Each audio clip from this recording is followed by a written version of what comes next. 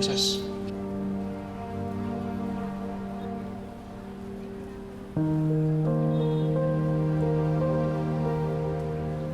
Princess. West, Kumain ka na? oo. Ikaw, Mamaya na. ba't mamaya pa kumain ka na? Tiyan mo yung itsura mo, mukha ka ng zombie. Zombie talaga. Ikaw nga, parang panda na eh. Ang ko dyan. At least, cute naman. Super cute.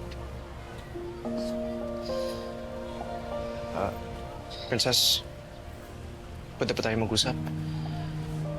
May kailangan akong sabihin sa'yo. Sige, gusto ko rin namang marinig kung ano yung sasabihin mo sa akin. Tara.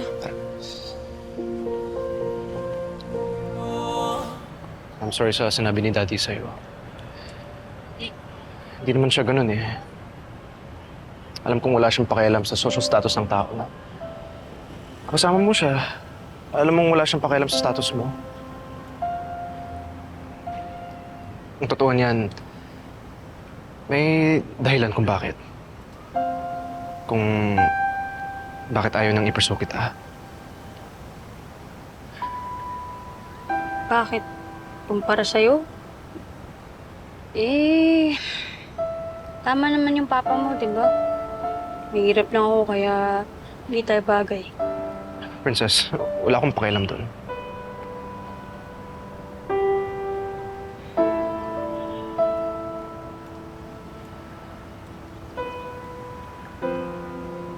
Umamin ka nga, Wes.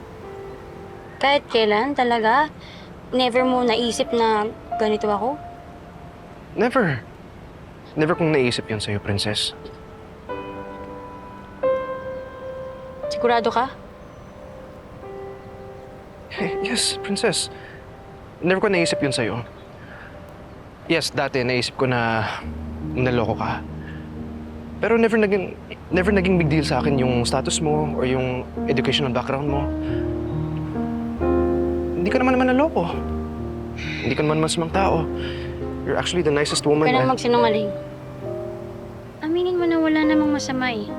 Never mo talagang inisip yun? Never, kasi mahal kita.